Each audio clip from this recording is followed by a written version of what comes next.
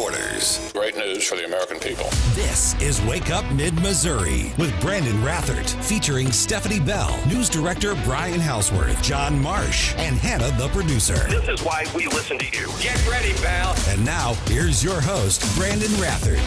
So on the gun form charge, it's very, very standard for someone in this situation who lies on the form because they're an addict. The gun is long gone, apparently only had it for a couple of weeks. It's very standard in these circumstances for this diversion to occur and to wipe out the charges, assuming he successfully completes it. So that's totally standard.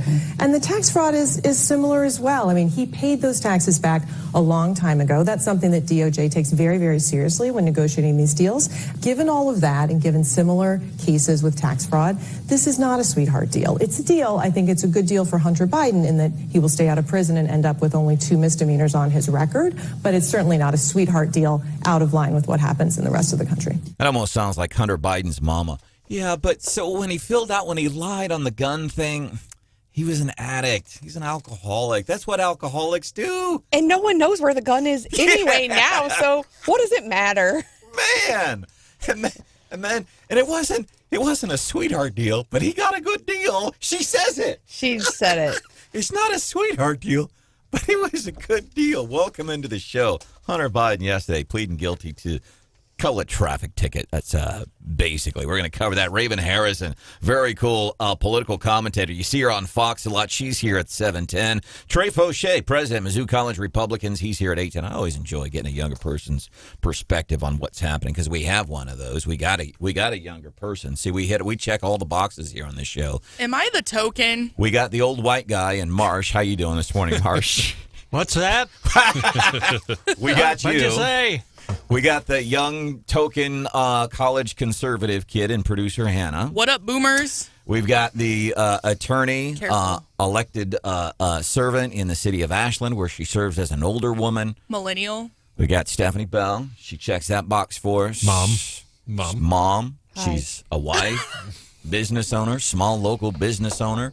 She doesn't like dogs. She thinks there's some space alien in Colombia that's shape-shifting every day in somebody's front yard. I think we're still getting texts of pictures of that. I've seen that character. Yeah, it's the thing over on college, yes. Those never came through on my end. It's still weird.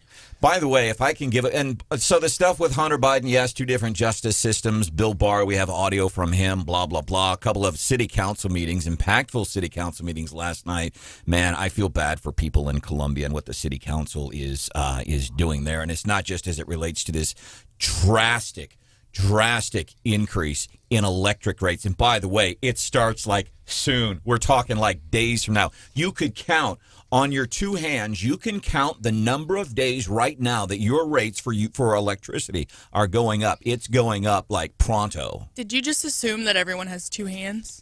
But my bad. Branden, there's one other thing that we have to point out. It was so confusing last night in that meeting, and I watched as much of as I could. Eventually, I had to go to bed. It went well past 11 o'clock, just the debate on that. The council meeting easily went to midnight. But Water and Light figured out that, yes, this went through, but they're going to have to come back in July, and they've canceled the July 3rd meeting because of the 4th of July. They're going to have to come back to at least have the council approve to have the rate increase. So this approves the rate increase, but then the council has to come back and vote one more time, which was not in this agenda, apparently. But the opposition to it, it's pretty rare in Columbia or any town, especially Columbia, to have Race Matters friends, business owners, conservatives, basically united all the people that normally are not in agreement, all agreed last night this is a bad idea. Apparently, John, there were only 5 people in this room, packed. Only 5 people were in favor of raising the... Who were those 5 people? It was the people on the city council. By the way, City Councilman Don Waterman tells me via text he voted in favor of it. The 2 no votes, according to City Councilman Don Waterman, the 2 no votes, Andrea Weiner and Roy Lovelady. And I don't know the reasonings why. I'll reach out to Roy Lovelady and ask him why he voted no, and which be a that's too big of an increase. I don't care how long it's been. Well, we haven't increased in a long time. Yeah, but it's just frustrating. The thing that really stuck out to me, and I was not surprised at, Lovelady and Andrea Weiner asked some very good questions. They asked some very good questions, and quite frankly, Water and Light could not answer their questions last night. Some of them. But the thing that kept coming up over and over again is the lack of communication. Mayor Buffalo was frustrated, saying that she learned a lot of the stuff from Water and Light just last night at the meeting that was not brought forward, and that she said it should have been brought forward to her so she could respond to people. They were frustrated, but in the end, somebody from Water and Light said their bond rating was at risk. Well, and I think that kind of brings up some of the discussion we had with Mike from Como Buzz about, where's the city manager in all of this, and what power does the mayor have, and was the communication breakdown there? There is a term for this when your rate spikes up, that when you're over in like the PSC, they talk about it. They call it rate shock. And a lot of times when it is going to jump like that, the proposal is maybe we should phase it in to prevent rate shock, when people get a bill and suddenly, you're paying it every month. And a lot of these folks, are already paying higher gas prices, higher grocery prices, and are on fixed incomes. And it all adds up. By the way, on almost an entirely separate issue, John, like really Columbia, and it's easy to poke at Columbia, but they have some serious problems, communication, and we say that's a progressive thing. You can look at the Columbia Public School District and how poor they communicate to parents and to the media, in my opinion, how poorly they do it there. The city of Columbia last night in the city council meeting, like Barbara Buffalo is damn near running around like a chicken with her head cut off. Not no fault of her own, because of lack of communication.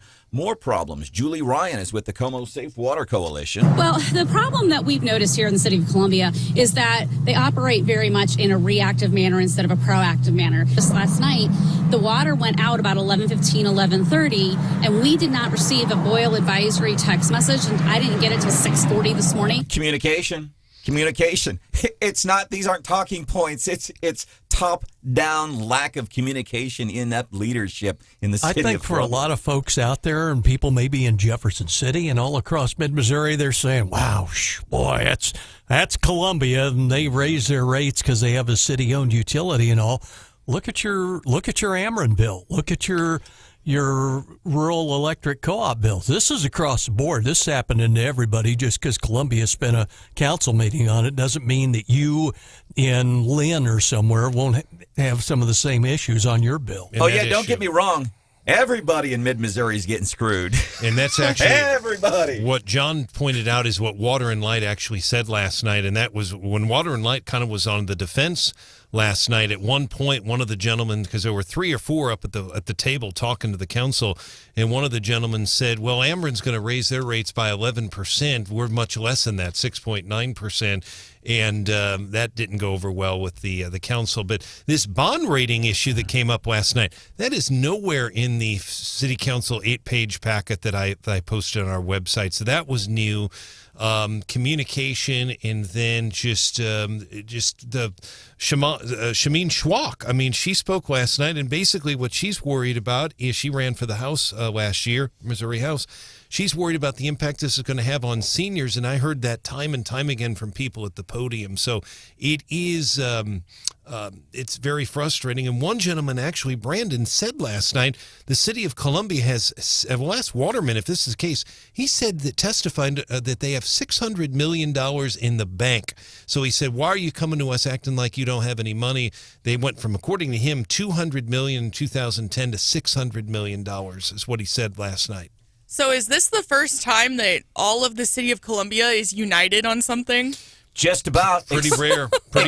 Except for the 5 council members. There were 5 people. There are well over 100 people in and out of that, probably closer to 200 total in and out that night, and only 5 people in the entire city of Columbia. 5 out of a city of 110+ thousand people. 5 apparently were in favor of the tax, and unfortunately those 5 were voting members of the city council. Unity.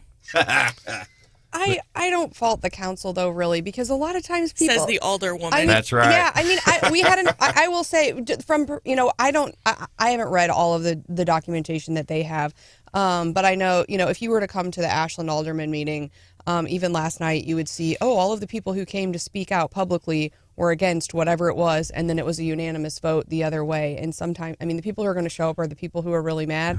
But a lot of times, I mean, I kind of feel hamstrung because I'm thinking, okay, is whatever's happening, does that meet the code? Is that like what we're charged to do? And is that what the staff, the experts in that area, are telling me to do, are telling me they have to have? Here's a question I have. When people like you go, when there's going to be public comment and stuff, like last night's city council meeting, did all these people like, okay, we're going to sit and listen more than 2 hours of comment just on this? Easily. I think it went closer to 2.5. 2.5 hours? But I already know how I'm going to vote. I don't care what any of these people say. I already know how I'm voting. I think they'd have to. The comments from the public, they were not threatening. They were very respectful, but they were very fired up. And these council members that voted yes, I'd be worried about my seat if I were some of them, because the people, I mean, it's pretty rare to have, I said, Shameen Schwach, Race Matters Friends, business owners. And the other thing that, to Stephanie's point, I certainly understand where you're coming from, Stephanie, but I've read in detail that 8-page report, every word, and nowhere in that document do they come up with a backup plan. They basically said this must pass by July the 1st, and that's and the council was just dumped. This was dumped in their lap last night. That is, I'm just surprised at that. And the fiscal year doesn't even start till October. That's the other thing that the council was frustrated about. So Water and Light was really on the defense last night. And I would say I do think the folks there are listening and want to hear from what people. Most of the time when I walk in, I know how I'm going to vote. But it sounds like there was lots of new information. And it was. And for some, for me, most of the time my vote stays the same. But there are times where people bring something up and I'm like, where did that come from? And usually it's a phone call later for me to talk to the city staff. What about that? Have we run that down? Is that person correct? And how do we address whatever they said? I'm going to pretend like we're at Yellowstone and I'm a tourist from Iowa and I'm going to poke the buffalo here. So the mayor, Barbara Buffalo... Don't you steal my joke from yesterday that nobody got. I got to credit Hannah. Yeah. Hannah made this joke yesterday completely. I didn't catch that. Yeah, didn't catch it either. But it was so good, John, I'm stealing it now. So I'm going to pretend like it's Yellowstone Park. I'm going to poke the buffalo here. I had to charge you a royalty fee. Barbara Buffalo said in the meeting last night she's learning information as the meeting is unfolding, and that's not her fault. It's not her fault. But then no. she still decided to vote on the issue. In the mayor's defense and Waterman, because I saw she was definitely a reluctant yes. I think the issue that really put her over the top was the bond rating, because that was what she was worried about. Coming up, by the way, we are going to cover the Hunter Biden stuff, 6:35. Also, 6:25, Daily D.C. Rundown. I'll find out what's happening in D.C. What you got for us, Steph? We can't talk about Hunter Biden in the Daily D.C. Rundown?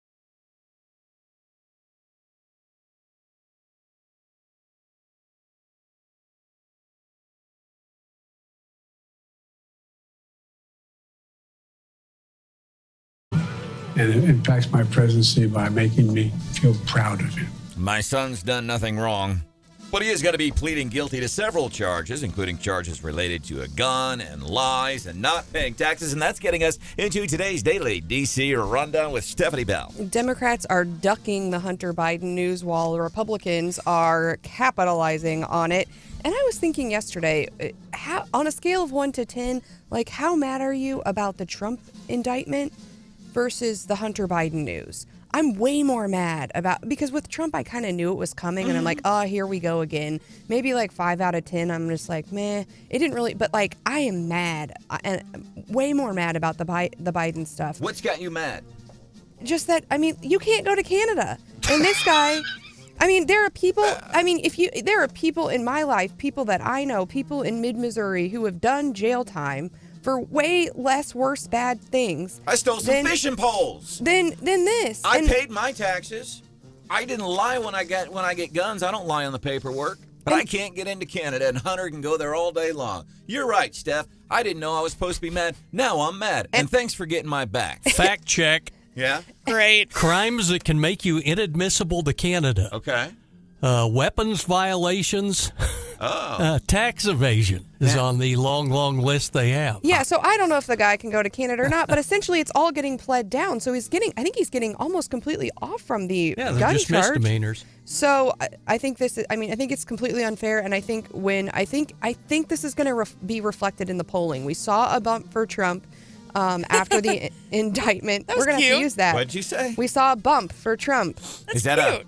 And I think we're going to see a more a disapproval bump in relation to Biden as a result of this whole fiasco. The other thing, though, that I do think is interesting and I'm kind of excited about is everyone's a little bit confused about, is the investigation over, or are there other things that are still being investigated? And one of the reasons they were giving to Congress about why they couldn't produce a bunch of the documents was, there's an ongoing investigation. We have to keep all this stuff secret. And so now Republicans are like, hey, if this investigation's really over, give us the goods. So I like that angle, but I think they're probably going to say, well, there's it's not, there's other things that are being investigated, so it's all closed. As a matter of fact, there is some confusion even with Hunter's legal team. His attorney's name is Chris Clark. He says this case is now closed. It closes the books on this. David Weiss, he is this attorney, Delaware U.S. attorney appointed by Trump that everybody's been talking about, says, no. It's not over. We are continuing our investigation. Another interesting note from yesterday, ProPublica is back out at it trying to attack Supreme Court judges, and this time they're going after Sam Alito. And apparently they sent a list of questions to him last week and said, hey, we have some questions about these, your recusals in these situations and also this fishing trip. And we need you to answer these questions by Tuesday at noon or whatever. And he was like, I'll answer your questions for you. So he wrote an op-ed in the Wall Street Journal coming out basically before their story, saying all of this is bogus. Yeah. And people are kind of shocked because usually the Supreme Court justices don't go to the news media. But I think, at some point you got to protect the institution. And I'm not mad about the Supreme Court justices kind of going on the offensive to protect the institution, to try to say, we're not going to put up with this, these political hits. Just leave us alone. Yeah, and that is interesting because we talk about political hit jobs. Matter of fact, I think it was the New York Times just did a piece on Casey DeSantis, the wife of Florida Governor Ron DeSantis. Guess what? Was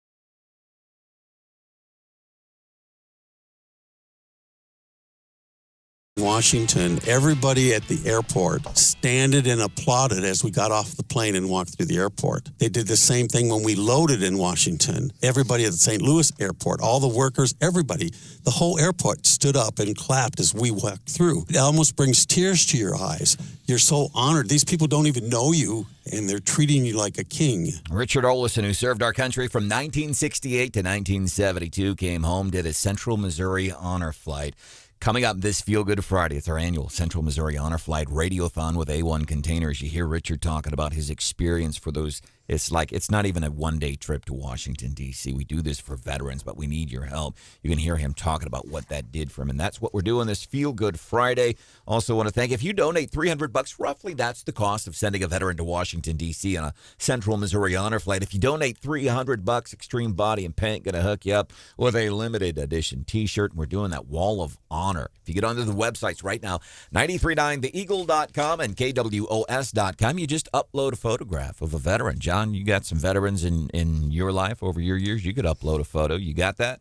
Yeah, man, we have to, for sure. Steph, I should upload some pictures of my mama that I'm always bragging about. You should. Yeah, I probably. Shots of her on the flight line ordering people around. That's right, telling all these dudes back in the 70s, my mom, this chick telling dudes what to do on multi-million-dollar fighter and spy planes. I probably won't, but I should. So you go to the websites, upload the photo, tell us a few words about your veterans, and we are building a wall of honor with Pro Pumping and Hydro Jetting, Brian Ware Plumbing, Rosebud Tractor, Hemi Construction helping us out too. Welcome into the show. Here's how things started today. Hunter Biden, as a matter of fact, have some audio from Bill Barr on this. A lot of courtroom kind of dealings today. Significant stuff as it relates to abortion in Missouri. One step closer to folks being able to vote on this. We are covering that. Raven Harrison, she's here 7:10. You see her on Fox News a lot. And then president of the Mizzou College Republicans, Trey Faucheux, he's here at 8:10. And I love, no matter what topic it is we're talking about with these college Republicans, I always love talking to them because they're younger and I like hearing their conservative takes, from somebody in their young 20s. So those are some of the things coming up this morning.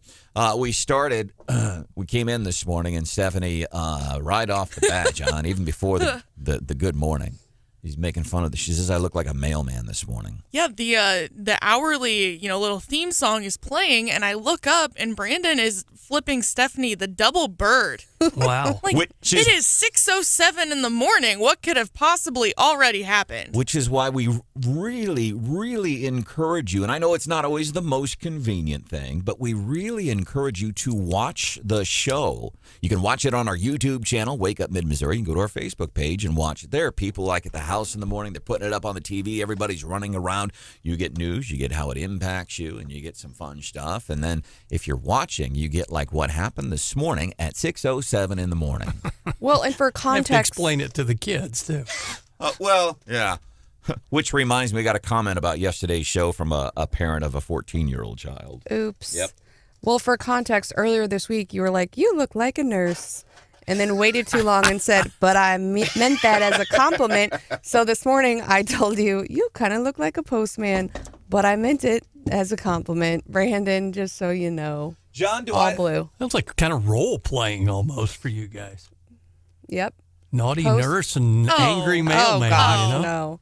But Brandon regularly dresses like a postman. We've taken photos of it before. I was going to say, I'm trying to find the photo on the Wake Up Facebook page from the archives. I know I've done a side-by-side before. We still have to have our ball cap day. I like that. Brandon's suggestion that we all dress like twinsies one day and wear hats. I get kind of weird in my old age sometimes. You've been weird in your old age. Have I? Yeah. Hunter Biden, two different forms of justice. We covered that, right? Yes. Utility rates, power going up for a lot of mid-Missourians. We covered that. Mm-hmm. All right. It's going to be warm today, 89. We got that. Is there anything else important we need to cover before we move on? Yes. And all these conservative things we like, that's our opinion. All the progressive stuff we dislike, it's bad. You understand where we're coming from now? Everybody on board with Wake Up Mid-Missouri? Stephanie Bell's here. That's producer Hannah. Hello. There's John. Yep. Houseworth is here sometimes. And my name is Brandon. Our phone number is 874-9390. It's really nice to meet you. And I want to say this, too, about watching the show on our YouTube channel. Yesterday, There was a moment Hannah and I were funning on Steph because she swears she sees some kind of space alien, but every day it's different in somebody's yard in Columbia. And Hannah and I got to poking fun at her, and the facial reactions from the video yesterday it's just different insights. So that's why we encourage you to watch. You get to see a bunch of things that happen behind the commercial breaks. My favorite moment was Brian Houseworth going WWE on that office chair. Then you can see him in the background running to get the engineers, as if the engineers were going to be able to fix it. That runs out of electricity, and you're sitting there at I-70 getting ready to cross the bridge. You call, somebody bring you a gas can, whatever. You call AAA, they bring you... Party foul, right? Houseworth. You see this, Marsh? Houseworth is offended by our talk of electric vehicles. What just happened? Ran him off. Wow. Kicking chairs and stuff. That's called making an exit. How about that? Mic drop. Wow. So that was yesterday. So that's why we encourage you to watch the show. Because you never know what you are going to see. And then if we may, and then we'll move on, because there are some important things that we do want to cover this morning. Text from listener Dennis this morning. And I love this. And, we're going to brag. I'm going to brag on John and Steph and Hannah here for a little bit. But Dennis says, you guys make mornings so enjoyable, even when the news is frustrating, irritating, and depressing. You still find a way to deliver it professionally, and then find a way to make me walk away smiling and feeling okay about my life and the lives for those I care about. Thanks for always starting my mornings off so right. Signed, Dennis Hazelrig. That's nice. Well, Marsh and Houseworth might deliver the news professionally. I'm not sure about the rest of us. I'm not sure about me and Brian. So yesterday, and I didn't get a chance to clip this, but I did get a comment from a mom yesterday regarding something we were talking. And I thought it was just an offhand comment, but again, my point of view, because I'm Toby Keith in it all the time. I'm thinking about me, I. I'm not always thinking about other people. But we were talking about how would you prefer to die? As we were talking about this submersible. By the way, I guess it's pinged this morning. They've got some pings. They think they might have it located underwater somewhere. I think one of the quotes was, the math ain't looking good for any chances of survival. But we were talking about how would you want to die. I said there's two ways I'd want to die. It would be in my sleep or in a moment of intimacy. And I had with a partner, we did clarify. I had to clarify because somebody did bring up the question, like, you mean like with valid question. Was somebody else in the room or what? And I was like, yeah, sure. But so I got a comment from a mom who was in the car with a 14-year-old daughter. But here's the best part. I'm like, okay, we try to be mindful of it. We're adults here. This is an adult show. We don't do adult-themed stuff, but we're adults. And your kids, I'm guessing, are pretty cool. And if they hear a wordy dirt or something, I'm guessing as a parent or a grandparent, you have the wherewithal to explain to your kid, those are just bad words. We don't use them, not in real life. They're just bad words. Anyhow, but the funny part was, she says, as I started hearing what you guys were talking about, I was hopeful that she wasn't listening. But I didn't want to turn the radio off because I wanted to hear what you guys were going to say next. So she wouldn't turn the radio off. So I popped in my earbuds. Yeah. She's there cruising with her 14-year-old kid like, I don't know if I want my daughter to hear this, but I don't want to turn it off. It's so good. So we appreciate stuff like that. All right, let's quit bragging. I found the mailman Facebook post that I was searching for in the Wake Up archives, and I was taken aback because it's almost exactly 2 years ago. I thought you were going to say it was almost exactly the same outfit you're wearing today. Well, that too. But it's from June. It's not the same outfit. It's from June 29th of 2021. So maybe it's just this month. Are you reposting that? Sure. I can if you want me to. No, I do not want you to. 874-9390. 874-9390. Also off the text, Hannah, don't forget to tell the Wake Up family about the Fulton Street Fair in the downtown raggedy-ass brick district. It's a lot of fun, but don't fall on the uneven bricks. And again, that's why we have a rule about reading text before we go on to air with them. I did not pre-read that text. Big Fulton Street Fair going on this weekend. Sounds fun. I thought the bricks were cute. I think they're cute and nostalgic. I like them. I love Brooklyn pizza and Beck's. I love the brick district. Just wear tennis shoes. in Fulton. Yesterday, abortion access. This is something getting closer to, remember the whole thing with the leaked decision last year. SCOTUS not saying abortion is legal, so we're leaving it up to the states. And some impactful news happening yesterday in Missouri. Yeah, so 11 initiative petitions were filed originally related to abortion. And we might get way down into the weeds. The case, let's back up a little bit. The case is a little bit interesting from a couple perspectives. It's actually Republican versus Republican. So Scott Fitzpatrick, who was formerly our treasurer, now our auditor, has the responsibility when an initiative petition comes in to write what's called the fiscal note. Well, he doesn't write the fiscal note. He compiles the fiscal note. He writes a fiscal note summary. So when you go into the ballot box, you see two things. The first thing is you see the ballot language, right? It's like, should we amend the Missouri Constitution to, and usually there's some bullets, right? So he doesn't write that, but the Secretary of State writes that. But then you see a second portion, usually it's like one sentence, maybe two sentences, and it is the fiscal note summary, and that comes from the fiscal note. So Fitzpatrick writes the fiscal note summary, and then after he does that, and after the Secretary of State writes the summary statement, the stuff of this is what the ballot measure does, both of those go to the Attorney General for approval. And then actually the Attorney General has a role beforehand, make sure the form is right. So the Attorney General did not like what Fitzpatrick had written and said, I'm not going to sign off on this, check off on this language. I think it's going to cost the state way more money. It could jeopardize this other funding. And so I don't like what you did here. So I'm just not going to approve it. Well, if you don't have, so once you get if you're a proponent, once you get your ballot language, which includes the summary statement and fiscal note summary, you slap it on the front of your initiative, and then you go out and collect signatures. And so essentially the ACLU sued, said, hey, AG, you're holding up, the process. We can't get out for signatures if we don't have the fiscal note summary, and we need you, according to the statute, to check off on the ballot language. Now, I would say it's a bit of a gray area because the Attorney General is like, hey, I'm not a rubber stamp. For the auditor, it says I get to look at it. I've looked at it, and I don't think it's legally sufficient.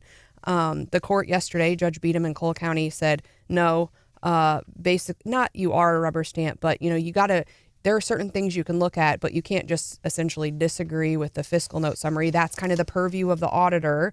There are certain things, like if people are over the number of, it says you can only have this many words. So if it comes in and it's got too many words, you can reject it for that. But here, you can't reject it just because you disagree with the fiscal estimate. That's the auditor's job.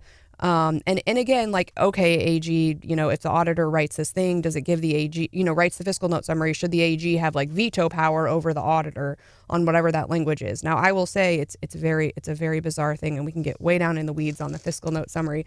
But the auditor's job is he has a list of 60 or 80 entities. He sends it out and he says, hey, everybody, tell me what you think the cost is. You can submit something completely false, and he just takes all of the responses and compiles them into the fiscal note summary, or fiscal note. So if you say something like Earth is flat, they have taken the stance that it's going in there. We're putting all the responses in so people can see everything someone told us about the initiative. Then he makes a little 50-word summary, and that's what the AG had a problem with. The Earth is flat, by the way. I just fact-checked it. Well, we saw Jay Ashcroft in his role as Secretary of State get into these same debates over other issues on IP, haven't we? Well, yeah, we have. And so it's not uncommon. I think the Democrats were making it a big deal yesterday, the AG, got slapped down by the court. But I think testing, I don't know that the full role of his review power had really been decided. And again, he can still appeal this decision. And obviously the Attorney General has strong opinions about abortion, as does the auditor. So we'll see where this case goes. I don't think it says, it's a process thing. I don't think it says anything, huge like the Democrats were trying to make it seem like yesterday. But obviously there's a lot of litigation around initiatives. And, if there's an initiative on abortion in Missouri in 2024, it's going to be a big deal. As a matter of fact, in this, the number of Americans who support abortion to one extent or another has always been in the majority. Gallup's latest poll, for what polls are worth, says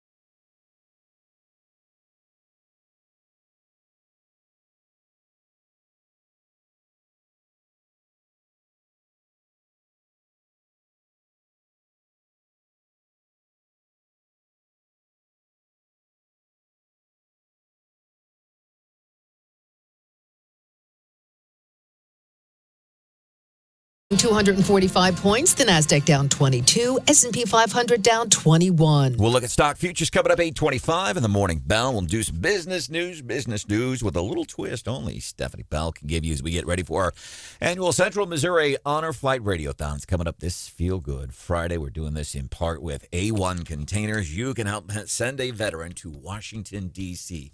for the day. It's coming up on a Feel Good Friday. You know, there's a lot of heavy news, whether it's the stuff with Hunter Biden, Trump, inflation, gas prices, power prices, electric power rates going up for just about everybody here in mid-Missouri, and stuff gets frustrating. We get that.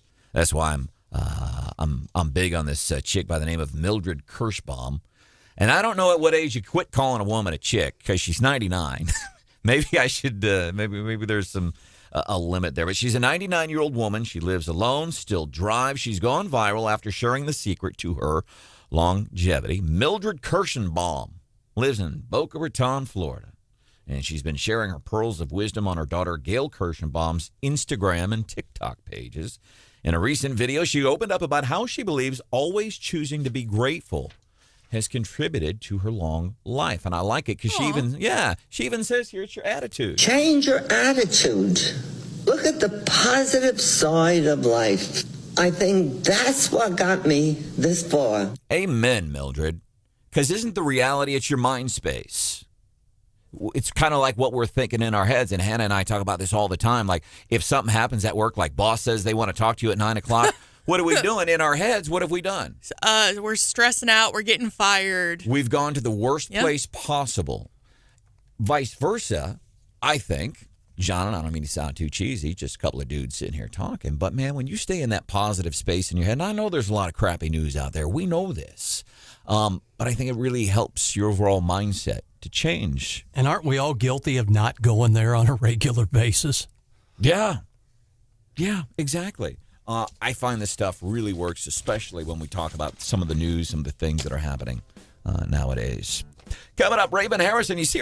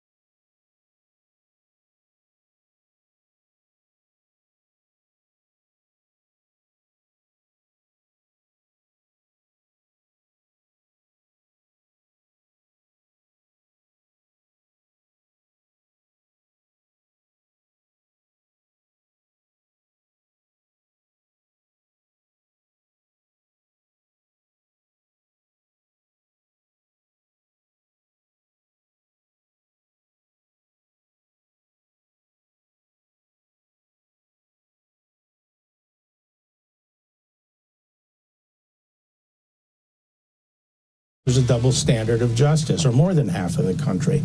I believe there's a double standard, and I've been an insider. And I said even before these pleas were announced, it was critical that the department provide assurance to the American people that these cases are going to be fairly and thoroughly followed through on. All right, former Attorney General William Barr, who served under Trump, who has a book out, who is not a fan of Trump, saying, yeah, there are two different types of justice systems here in America after we learned yesterday Hunter Biden getting what his attorney says is it's not a sweetheart deal. It's just a good deal. Raven Harrison, you see her on Fox TV all the time. She talks conservative politics. Website, ravenharrison.com. Bill Barr, you agree with what the former Attorney General said there, Raven? Not even a little. I think that would give me the heebies, what Bill Barr just said. It's like pot, meat, kettle. For him to talk about a two-tier justice system when he was responsible for enacting that is crazy. A sweetheart deal for Hunter Biden. They have been protecting and covering up for him basically for years.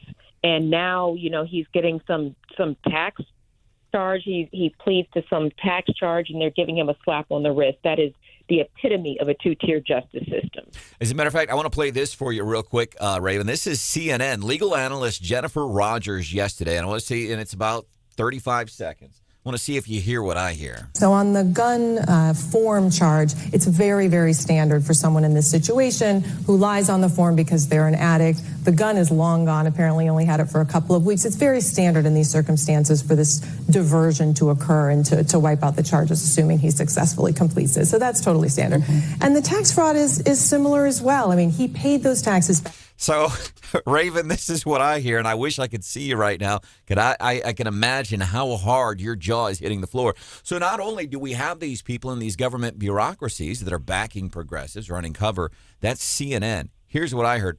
Oh, so he lied on the thing when he bought the gun, and we don't even know where it is anymore, so it's not a big deal. Plus, he's an alcoholic. You got to forgive that stuff. That's what I hear. What are you hearing in that statement from CNN? Well, you could probably hear my eye roll from here, except I didn't hear alcoholic. I heard crackhead. That was a little bit more, apt, but exactly the point. If Trump had cut the tag off a mattress, the SWAT team would be at his house. But you're going to say, and is it not when Joe Biden was senator, was he not introducing the bill saying zero tolerance for people who smoke crack cocaine? That is what the American people need to hear. That's not justice. We all heard the quid pro quo where Jeb, whatever, that, the thing.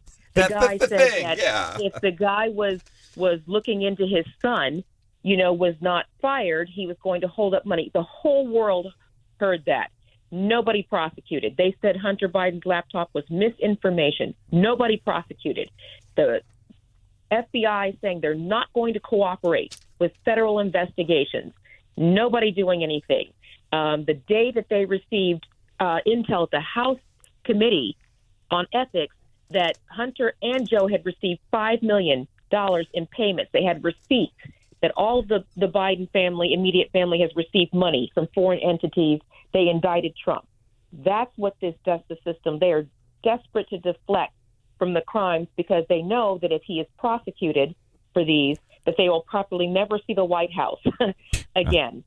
All right, the person laying out the case point by point as to why. Yeah, a lot of these government bureaucracies, they run cover for progressives. They run cover for the Biden family. The person laying out the case this morning, Raven Harrison, ravenharrison.com.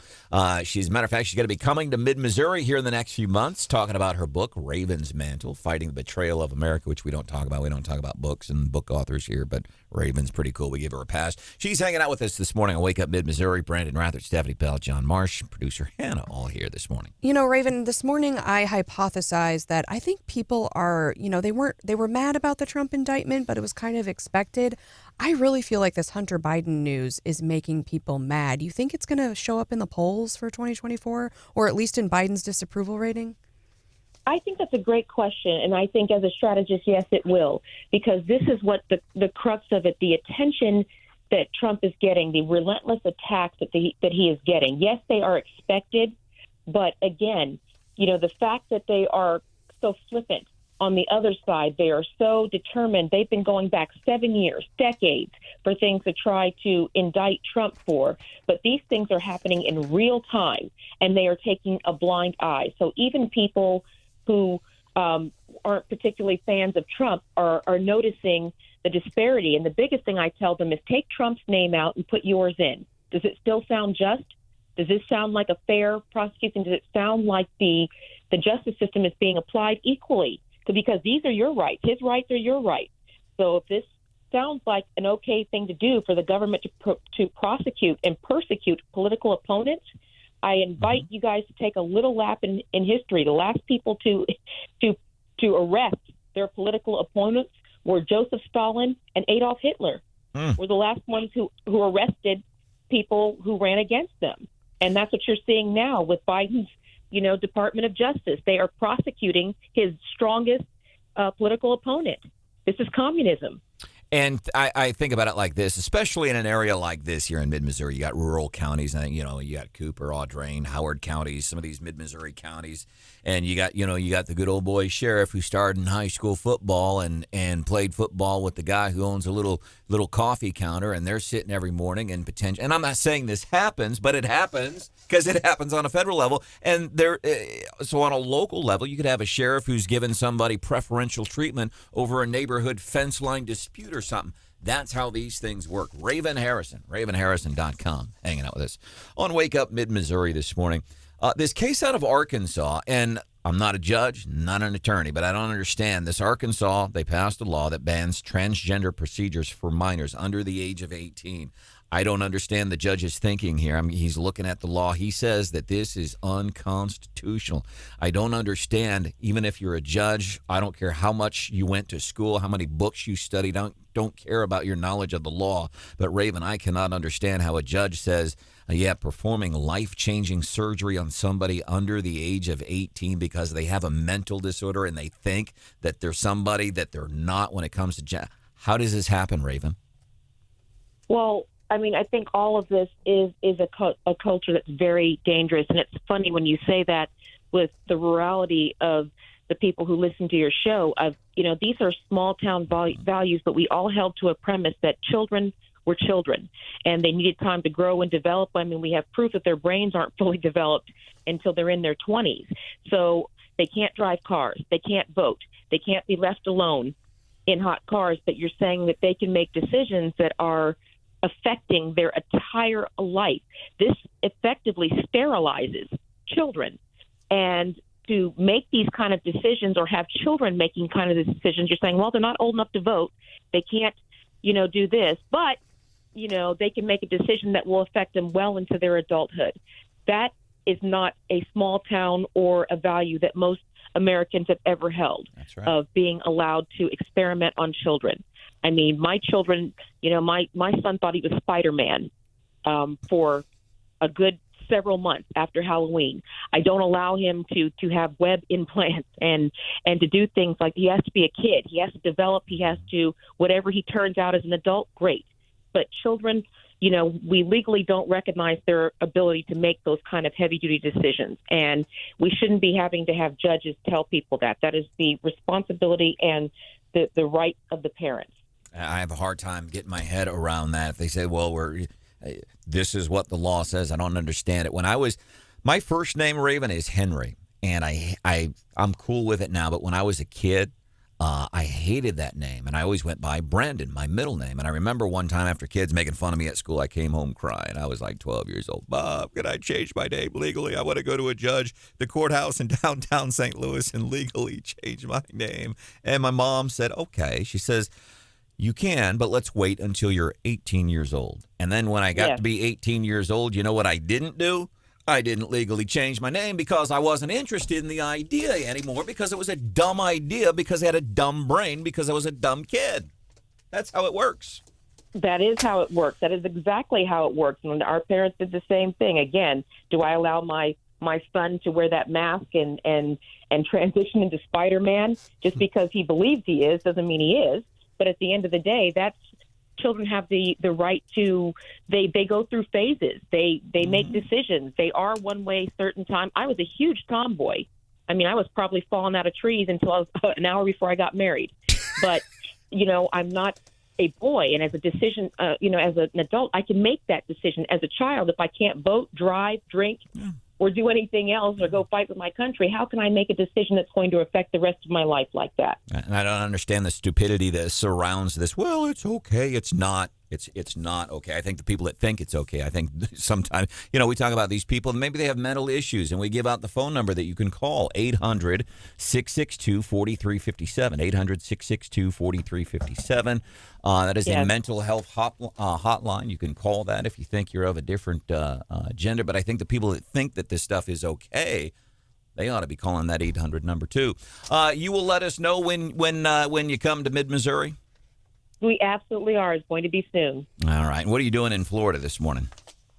Well, we are back in Texas, but we were down there just kind of looking at the escape. They indicted President Trump, so we were looking at what the escape was, and he has a lot of support. He's even more popular. He's growing in the polls like every other time they attack him. Yeah. As a matter of fact, there was a poll that Steph and I covered yesterday. I think it was Rasmussen that shows Trump beating Biden. And I'll leave you real quick with this. Trump, part 2 of the interview last night with Fox's Brett Baer, first interview with a journalist post-indictment. I thought this was an interesting exchange. What did you learn from your first term that you took from and changes that you would make if you get elected? I would like to be less combative. I don't see that happening. Do you, Raven? Well, not in the campaign section. Probably when he gets there and he's able to kind of, get back to the people's work. But yes, not at least for the short term. Go check her website out. Wild ride. RavenHarrison.com. Raven, we'll catch up with you next time. Sounds great. Thank you. Coming up 7:25-ish, we're going to be doing What's Hot with Hannah. There's a taco restaurant that's in trouble. It's not Taco Bell. Your enchiladas are safe. My enchiladas are safe. Yeah, but this one's pretty interesting. All right, taco restaurant in trouble. Hannah's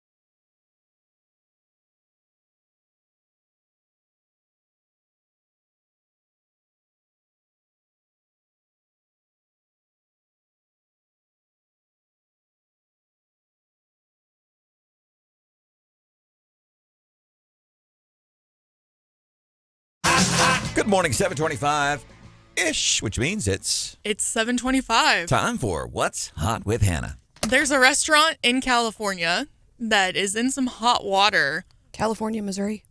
Oh, I guess I should clarify. No.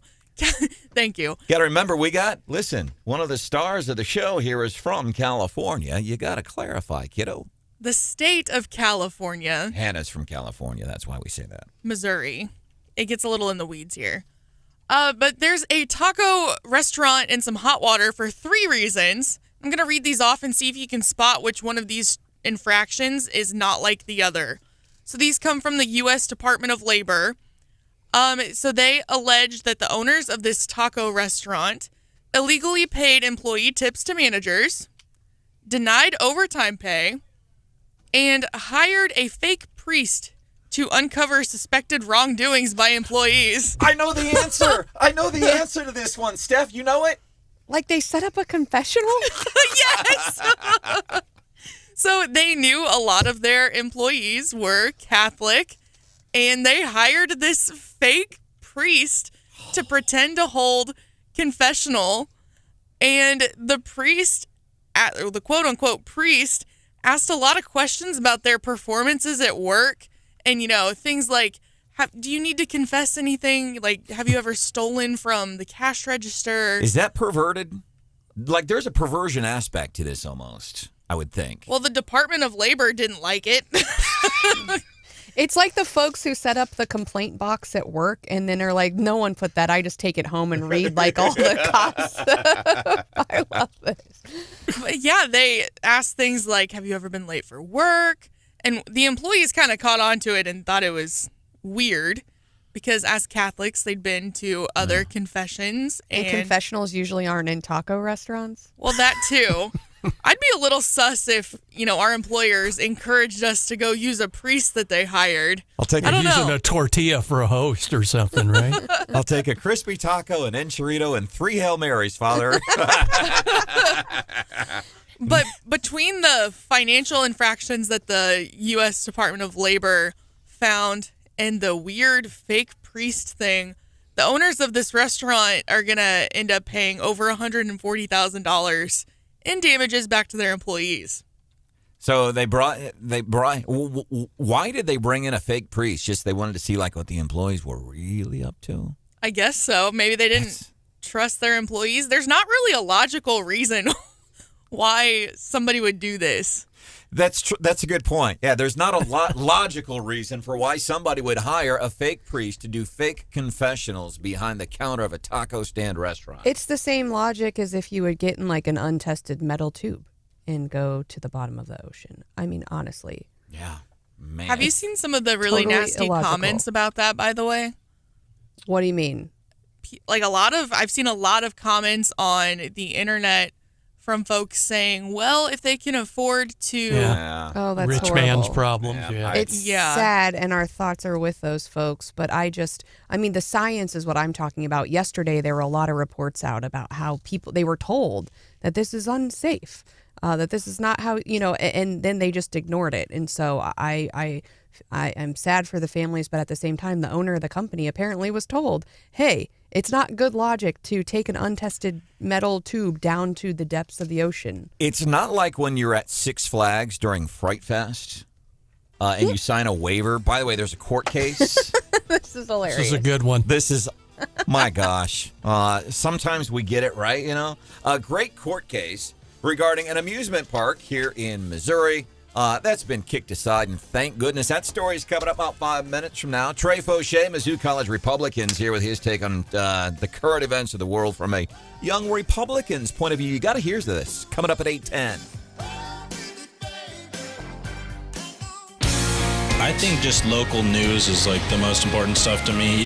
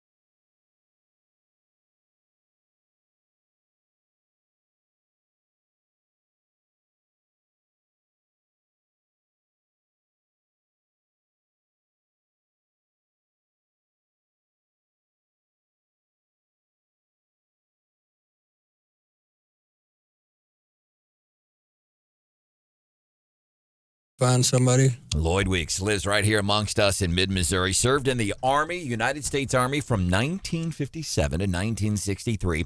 He has been on a Central Missouri honor flight, and it's dudes like Lloyd, young men, young women, folks that served in Vietnam, served in Korean wars.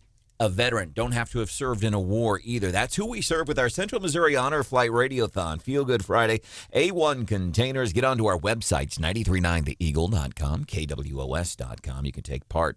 Matter of fact, you donate $300. Basically, the cost, about $300 to send a veteran to Washington, D.C. And it's just for a day, by the way. It's not like, a bunch of fancy steak dinners and stays at the Ritz-Carlton. It's not like that. Like, it's a boom in and out trip, and it is incredibly therapeutic for a lot of our veterans. $300 basically will send a veteran to Washington, D.C. when you call us Friday here during the show. If you do that, Extreme Body and Paint going to hook you up with a limited edition T-shirt. And right now, we are building a wall of honor with pro pumping and hydrojetting. Hannah's actually constructing this. She's got hammer and nails, and people are uploading pictures, and then we build this wall. And it's veteran. So, do you have a veteran? Do you have a photograph of your veteran? Get to the websites, upload that, tell it that story, and then everybody that listens to Wake Up Mid-Missouri will be able to go and check that out. Can't wait for that. It's coming up on Friday. Also want to thank our friends, people like State Farm agent Phyllis Nichols, Jiffy Lube, Steve's Pest Control, and Diamond Pet Foods. Welcome into the show. There is Stephanie Bell. Good morning. Working on some bonus material on the Wake Up Mid-Missouri Facebook page. The moment yesterday when Brian Houseworth, I don't know. Let's go. Can we go back to this real quick before we talk about this frivolous lawsuit that's been kicked aside in Missouri? I want to go back. Do we have time, Hannah? Can I do this? Oh, yes. Of course. Yesterday's show. That runs out of electricity, and you're sitting there at I-70 getting ready to cross the bridge. You call, somebody bring you a gas can, whatever. You call AAA, they bring you... Party foul, right? Houseworth. You see this, Marsh? Houseworth is offended by our talk of electric just happened? Ran him off. Wow. Kicking chairs and stuff. That's called making an exit. How about that? Mic drop. What got you so upset yesterday, Oh, Mr. man, Houseworth? there's nothing upset. Just although it sounded like the WWF there, but the seat got tangled up in the seat as I was exiting the studio, and it literally fell over. I tried to catch it, and then it basically fell apart. John? Although the engineers were able to fix it, and I'm sitting in it right now, so hopefully it's able to be fixed. John? Hopefully it's able to stay fixed. A news director getting his legs tangled up in a chair, like that's something only a news director could do. Right? And talk his way out of it on the backside. That's true. So Steph has put together a video where this happened yesterday. It's going to be posted soon. It's very cool. But that's why we really encourage you, if you get a chance, go and watch the show at work, at home. Maybe you have, a dry cleaning business. You got the desk, and you can put at the front counter there, and you can put it up on the TV, and you see things like that happening behind the show. And I think the best part of that video is right away, because this is so Brian Houseworth, and this is why we love Brian. What's the first thing he did, Hannah? He marched his happy rear end to the engineers. He grabbed one, and you can see. It's all on camera. And they fixed it. They are so good with their hands. But yes, thank God they were in and were able to get that chair fixed. That's what I'm thinking about these silly people at the taco restaurant. They could have just installed videos like we have. Nothing gets past us. If I have a drink in the studio, Brandon's wearing flip-flops, you think the employers are watching us? With the drinks, incidentally, yes. Yes. They're like, when I get called to the office, they're just going to say, roll the tape. This morning, What's Hot with Hannah? We do it every morning, 7:25. It's just something kind of fun. She's talking about a story. Apparently, somebody hired a fake priest to do fake confessions at a real taco shop somewhere. Yeah, for the employees. So you go and confess. We have cameras throughout the building here. A little Sacramento Baja breeze with your order this morning. But here's the funny thing about this place. Millions of dollars worth of computer and broadcast and electronic equipment. Millions of dollars of this stuff out in the open. Toilet paper, we locked that up. You cannot get the toilet paper remains locked. Well, and what's sad is it's locked up for a reason. That's true. Rules exist for a reason. That's right. Nobody was stealing the audio consoles from the control room, were they? But that cheap work toilet paper, they're all over that. Welcome to the show. There's Stephanie Bell. Good morning. Brian Houseworth. It's good to see you. Good. Glad you are here. There Absolutely. is producer Hannah. Hello. My name is Branden Rathert. There's John Marsh. Present. Something we can do for you, 874-9390. To give a quick shout-out to a friend of the show, Nathan, was recently deployed to a faraway land. Couldn't tell us, but apparently he's on his way home. Yes, that's awesome. He says, I can finally listen live. Yeah. So where he was stationed sometimes kind of, because you can get the app online, you can listen to the show pretty much anywhere on the planet. And that's going to be really cool after Joe Biden builds that train track from California to India. You'd be on that. Listen on your train commute. You could listen on the train commute from California to India. But anyhow, so we are glad to have you back in the fold. I love this story, frivolous lawsuits. And one out of Missouri, judge kicking this aside. And it's got to do with the Missouri institution that we all know and love. Yes, the Six Flags, apparently there was a Court of Appeals decision yesterday, and it had to, I haven't fully dived deeply into it, but it was kind of a injury case. And apparently someone went to the Fright Night. Have you been to Halloween Fright Night? Yes, it's been years. But so Six Flags, Six Flags, Eureka, Missouri, man, huge, massive theme park. We all played there as kids. And then during October for the entire month, the place becomes like a haunted house, and it's pretty incredible from my recollection. Well, he lived. If we talked yesterday about ways to die, this would be getting chased by a clown, would be up on dying while at a Fright Night. I do not go to these things because I am a fraidy cat, but this guy apparently decides to go to Fright Night, gets chased by a clown, runs away, hurts himself, and then sues Six Flags. So he's at Six Flags at Fright Night, theme park, on a weekend, living it up, running around. There's ghosts and witches and all that stuff running around. I guess it's a her. She. Okay, now I understand. Never mind. No. If it was a dude, She said the clown jumped in front of her out of nowhere and started chasing her and other guests. Isn't that why you pay to go to Fright Night? Wouldn't you be mad if you got to the end and you're like, where were all the clowns? That wasn't very scary. That wasn't scary at all. I went to the Fright Night, and it was just some dude, and I did confession with him. That was nice. Some news guy fell out of his chair, and that's pretty much it. So you go to pay because you're paying for the thrill of being scared because it's an adrenaline rush, and it makes you feel good for a few seconds. But this woman freaked her out, fell, and said, She tripped on the curb and said it's Six Flags' fault. Wow. So what did the judge say? What was the ruling, basically? They said nah. Yeah, no. Good. That's very interesting. I knew they did the Fright Night when we were growing up. I didn't realize that was still going on. What I remember about that is they would advertise that quite a bit on television.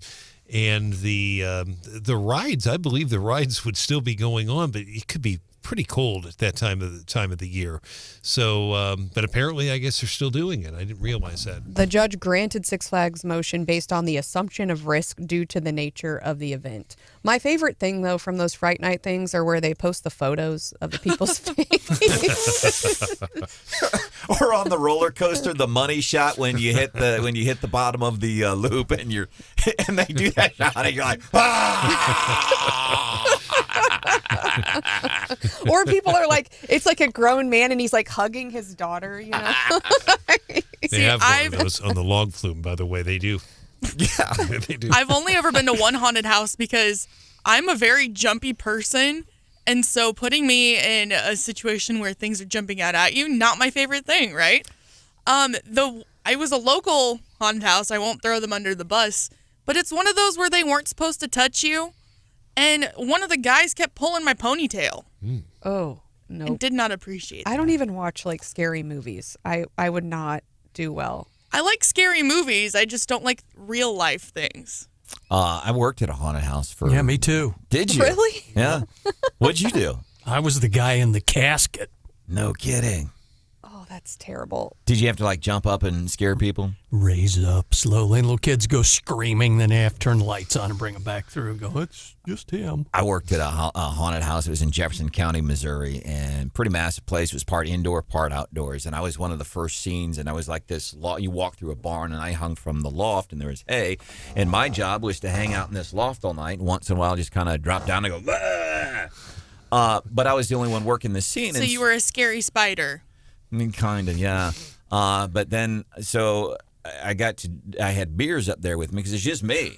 And I'm doing this thing from like 7 to 1:30 in the morning. Trying to stay hydrated. So like the first hour and a half is like, I'm having a good time. About 2 hours later, every once in a while, I'm like, Big burp. 874-9390. Gerald is in Columbia this morning. Wants to talk about Six Flags. Go ahead, Gerald. Hey, a long-time listener, haven't called in a while, but we had a ride out in California at Six Flags Magic Mountain. It was called the Viper. It was brand new, and we went on it, and there's these tall pillars, right? And they're like sway as the roller coaster went around, and I was like all physics, I thought like, yeah, well, they calculated the trajectory of the car, and that's to give it maximum velocity. And then later on, I read in the newspaper, dangerous ride had to be upgraded and cross braces were put in and everything. And we all looked at each other and they looked at me, and I'm like, hey, it was a good story. Gerald, I hear you, because I think each and every one of us. That ride was insane, yeah. You ever been on the Viper? Oh, yeah, the Viper was cool. Gerald in Columbia, thank you for being a part of Wake Up Mid-Missouri, because I've done that before. I'm on a ride, and I'm like, all of a sudden, I'm double-checking the engineers who built this ride. All of a sudden, Mr. Rathert is double-checking their math. Well, and I don't like going back to the submersible, but I have to do it. And I was thinking about that. I saw a lot of people throwing out some hate because there's a kid on it, 19 years old with his dad. And it made me think, I'm like, have I ever done something stupid where I was like, I went on something and I was like, maybe I shouldn't have done that. And my mom was actually with me. I go to the lake. Have you ever seen those like big hamster balls? Yeah. Like those inflatable ones. And my mom's like, hey, girls, my sister was with me. She's like, y'all should go on that. And it was a huge one, and we got strapped in face to face, and it was like a bunch of high school kids in the summer at the lake, and the only thing preventing you from like rolling off the edge down into the lake was like a couple of hay bales, and like no one else was at the ride, and they're like, oh yeah. And so I paid money, good money, to ride on this hamster ball bouncing down with like, no, I don't know that I probably did sign a waiver, but I'm just thinking like, do these people have insurance? And within about 6 months, it was gone. And I was like, maybe that wasn't the best choice for me. And that makes me wonder, by the way, so that submersible that was going to check out the wreckage of the Titanic, dude's paying $250,000 to pop 5 people on that thing. Apparently some pings from beneath the surface this morning. This is Yannicke Michelson. She's friends with one of the folks on the vessel. Hamish is an explorer at heart, and this was yet another goal on his checklist of what he wanted to explore down here on Earth and also in space. Titanic was one of the big high points that he wanted to achieve in his life. So he said that's like what he wanted to do. Right now, we don't know how it's going to end. Yeah, but I think all the people throwing out hate, like, oh, why would you do that? I'm like, people go skydiving every day. I rolled down in a hamster ball at the lake and something, like I signed the waiver and made that choice, right? Well, and the hate from people saying, oh, well, if they're rich enough to afford to go on this submarine ride, then, good riddance. I've seen a lot of those comments. Well, and I like because she's saying, well, if this dude did indeed die, what do they say? Well, He died doing what he loved. True. Well, he died while dying.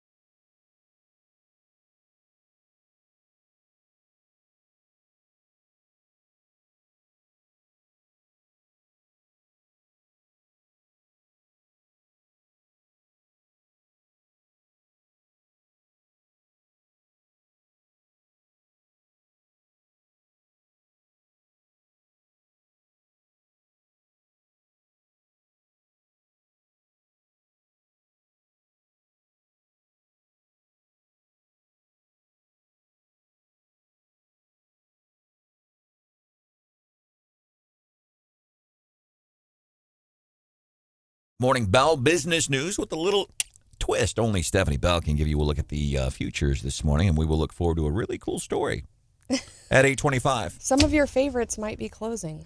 Some of your favorites might be closing. That's coming up. Morning Bell. Welcome into the show. It's Wake Up Mid-Missouri. Tomorrow here on the show, it's Thursday. Have you heard of this group, No Labels? They're like this political group that's like, hey, screw Democrats, screw Republicans, let's do independent or something like that. Is libertarians? Yeah, like that. They're just like no labels. Yeah, but isn't calling yourself a no label a label? Let's ask them tomorrow. They're here, 8:10. Oh, no. On Wake Up in Missouri. But right now, and we do this mostly just to razz Hannah a little bit. She gets ready for her wedding, which is coming up on Halloween. They're getting married on Halloween night at Six Flags during Fright Night. We're passing out waivers to all the guests. Hannah is dressing up as a nurse. That's right. You must be this tall to attend this wedding. You must be tall to get this. You must be this tall to get married. But can we... and here's the thing, and I admit I'm a fuddy-duddy. I'm probably the wrong person to be doing this story because I don't like when people celebrate my birthday. I had nothing to do with it. One of our listeners texted last week, relax, Brandon, you're just celebrating another year that you've been here. Well, again, I had nothing to do with it. That's all on my mom and dad. Celebrate them. This is from the same guy who begged us to plan him a roast I for want to his have birthday. I want to have a roast for my birthday for charity. But management doesn't like the idea. So how come? Well, because people might say mean things about you, Brandon. That's what a roast is. Anyhow. And are you surprised that Brandon's like, I want to have a roast, but like you guys plan it for me? No, like, not at all. He's asking us to plan a birthday party for him. This is a true story. Mm-hmm. Well, but this is why I surround myself with good people. People who can do. I'm a big picture person. Because I just manifest birthday parties by saying it out loud and hope that other people around me make my dreams come true. Boy, we want to talk about birthday parties. Have you seen Stephanie Bell's lineup? Man, that's like 3-inch binder. Like, this is stuff you could store at Mar-a-Lago. That's how serious this birthday month. I appreciated it though because it took a lot of the guesswork out of it for me. Like, it was all laid out right there. And it's not a 3-inch binder; it's a slideshow. It's a slide deck. Well, I put it into a binder and it's 3 inches. It's a lot of stuff. Anyhow, weddings. Any chance that we're going to rethink how we do these big fancy weddings like we're doing for Hannah on Halloween at Six Flags during Fright Night? No? Probably not. Probably not. Going to be a thing? Going to be a thing. Yeah. All right. And you should, because ideally, usually, sometimes, well, half the time, you only get married once. Thanks. As someone who's kind of in the wedding business, I hope we keep doing them.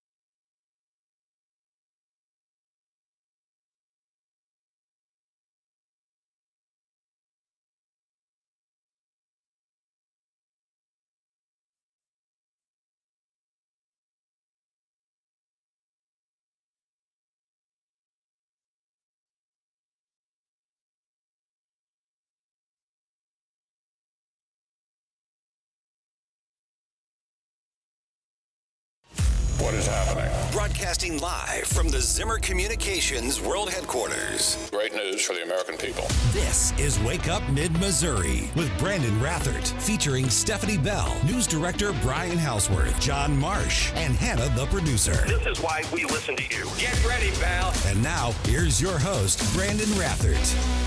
First of all, my son's done nothing wrong, and it impacts my presidency by making me feel proud of him. Well, if he ain't done nothing wrong, then why is he pleading guilty to 3 different charges? Good morning. Welcome into the show. It's Wake Up Mid-Missouri. Going to be chatting with Trey Faucheux, President, Mizzou College Republicans. I always enjoy getting a viewpoint from younger conservatives. That's why we have producer Hannah on the show. Good morning, Hannah. Good morning. There's Mr. John Marsh. There's Stephanie Bell. Good morning. Brian Houseworth is running around. My name is Branden Rathert. Let's bring in Trey Faucheux here on Wake Up Mid-Missouri. He is the president of Mizzou College Republicans. Steph and I like to talk a lot about getting involved doing something, whether it's going to a fundraiser, meeting some of these candidates, whether it's going to a city council meeting and commenting. And it doesn't have to be anything that forward. It could be, I don't know, contributing money to a candidate that you like. A lot of different things you can do to get involved. Trey Faucheux gets involved. He's put together some events. Matter of fact, one we were involved with a couple of months ago. Even State Treasurer, Mr. Vivek Malik, he was there. Speaker of the House, Dean Blocker, he showed up. Cherie Tolson-Reich, and I applaud these people. By the way, it's a chance to compliment them for showing up. You're Speaker of the House towards the end of the session. You've just been appointed as a state treasurer like Vivek Malik had, and you get a request from a college kid to come do something at campus, talk to the college, and they did it. So I think being complimentary towards Mr. Plocker and Malik and Cherie Tolson-Reich and the other folks that showed up, but obviously kudos to people like Trey Faucheux. Oh, thank you. Puts these things together. And you said typically life on kick, because I'm thinking, we used to ask Hannah this all the time. Didn't we even send you to class one time in a Trump sweatshirt or a MAGA sweatshirt? Oh, yeah. And we paid her like, yeah, whatever. That's my recollection, John. That check must have gotten lost in the mail. I thought we had paid her, but she wore a MAGA sweatshirt all day on campus. Nothing. Which was cool. It bummed me out, because I wanted something to happen, and nothing happened, and that's probably even cooler. I think I had one person say something, and they were complimentary. Yeah, which was surprising. When Ben Shapiro came in 2015, I was hanging out with Ben Shapiro. This is the Melissa Click stuff. Does that sound like a humble brag? Yes. That was not my intent. Did that sound like a humble brag, Marsh? Yes. All right. Anyhow, when me and Ben were hanging out. Was that before or after you went to the gym? So me and Ben Shapiro were at the gym. Bench pressing, I don't know, we were up to like 425. But anyhow, a lot of the students on campus in 2015, when that was going on, were wearing shirts that said the Republican Party, the coolest party on campus right now. And I love that. But I think that stuff is important because, you go to these pachyderm meetings, and thank God when you go, because then at 52 years old, I'm not the youngest guy at these meetings. Yeah, Branden, actually, you love when I show up. That way, it just brings the average age down just enough that you're still above average. That's right, because at 52, I shouldn't be the youngest guy at these things. We need to get younger people involved, I'm telling you. Here's the thing, though. I know you say that you don't want to be the youngest person in the room. He loves it. Exactly. Exactly. He loves it, or he wouldn't keep bringing it up. Thank you, Trey. Hey, we appreciate you coming in. We appreciate your vantage point on things. Everybody give it up. Trey Faucheux, Mizzou College Republicans. Your take. Let's start with the Hunter Biden stuff. Yeah. I think you hit the nail on the head with the top of this segment with, if he didn't do anything wrong, he wouldn't be pleading guilty. That's Joe lying. Joe said it, man. First of all, my son's done nothing wrong. Well, but he's pleading guilty. Things like, lying when it comes to buying a gun and not paying his fair share of taxes. Well, plus, look at everything that Hunter Biden says. In about 6 months, turns out to be a lie. It starts out as conspiracy, and then it turns out it's all true. You saw that with the laptop. You saw that with all of the other scandals throughout the year. I'm just waiting until 6 months down the line. We got someone out there, Tucker or Brett Baer or one of them, who comes out and says, hey, here's the evidence. You're right, because when the whole thing with the Hunter Biden laptop, a lot of the national news outlets were successful in saying, well, it's the president's son, it's a laptop, so he was doing cocaine and hanging out with hookers, so what? And the New York Post of all publications, they were the ones that like, no, look at this. Remember, they got blocked from Twitter on that story. It's disinformation. So you're right. Turns out, yeah, that stuff is true. There's a lot of things that we do see. No, it's not true, and they do turn out to be true, unless Russian collusion, Trump, all that stuff. None of that stuff. Think about, these are just facts. These aren't talking points. These are facts. All the Trump stuff, the impeachments, and none of that's turned out to be true. Vice versa. Wuhan, emanating from the lab, that is very likely true. Ground zero, where scientists working in the Wuhan lab in China, don't let anybody tell you different. So all those things have proven to be true.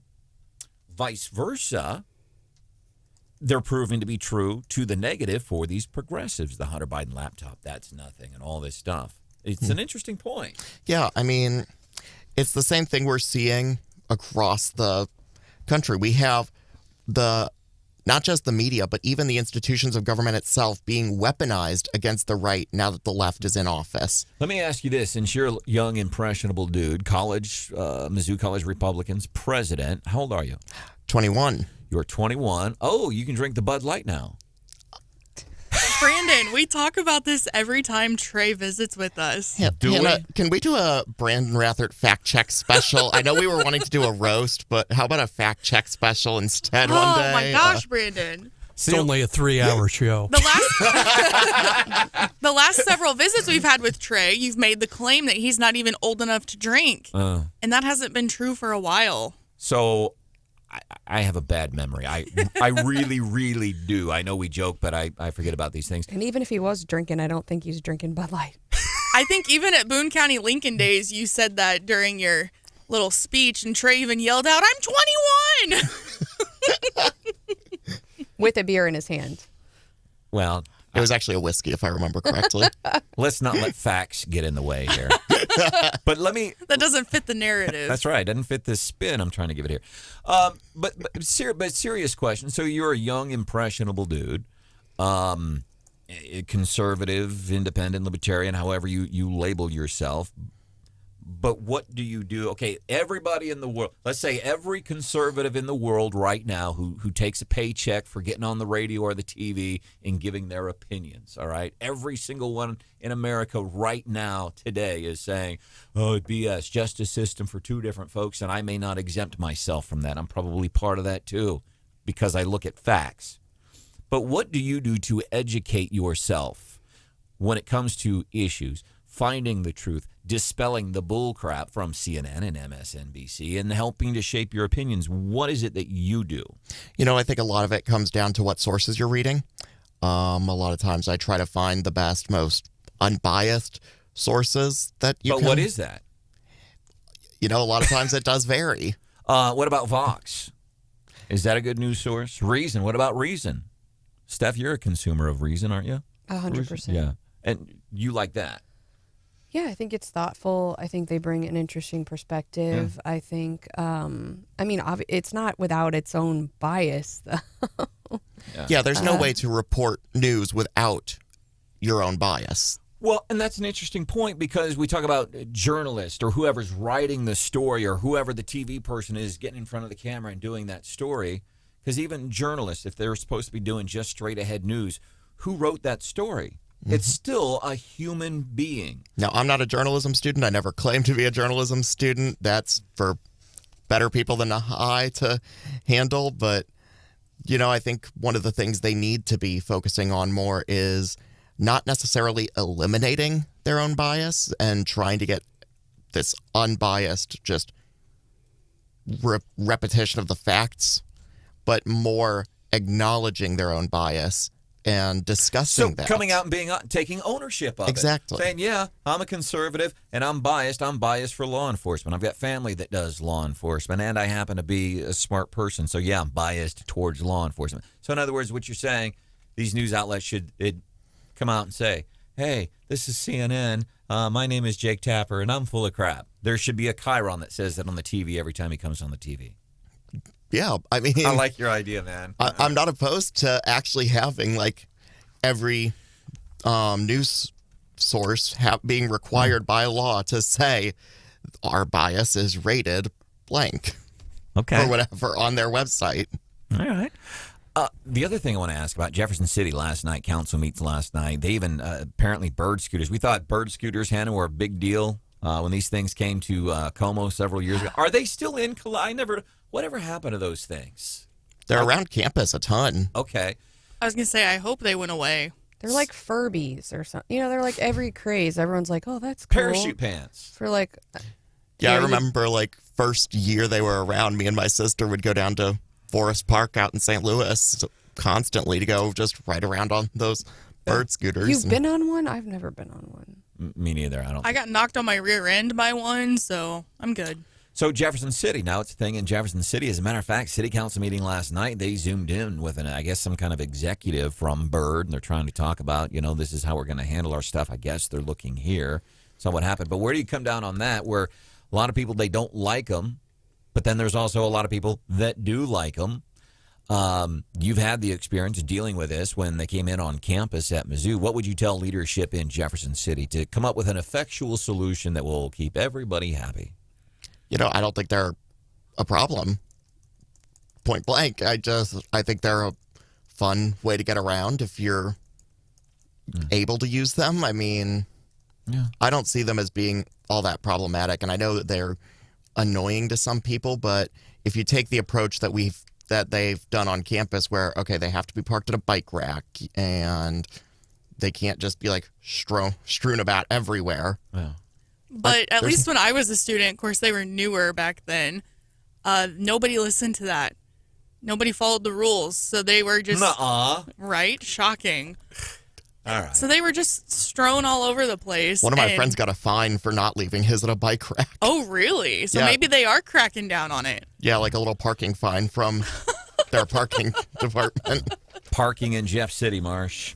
Now I know a campus ticket is like $15 for a car. What's that run you for a bird scooter? I think it was like 10, if I remember correctly. It's been a little while. And they've got your card, so they probably just like auto charge you. Yeah. Wow. All right. Trey Faucheux, Mizzou College Republicans. He is the president. His take on some of the things happening in the world, and I appreciate it from somebody who's not even old enough to drink yet, who has to. All right.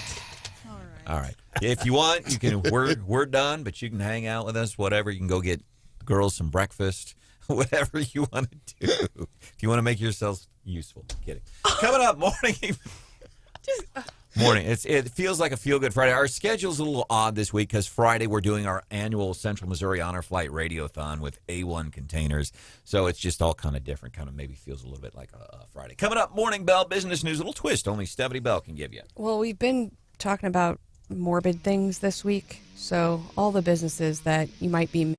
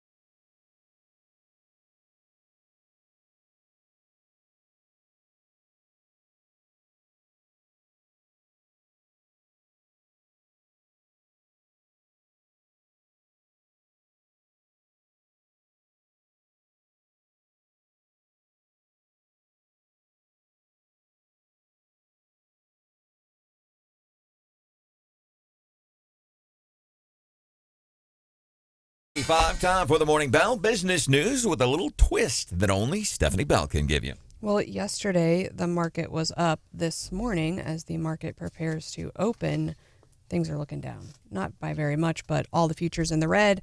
Some sad news today.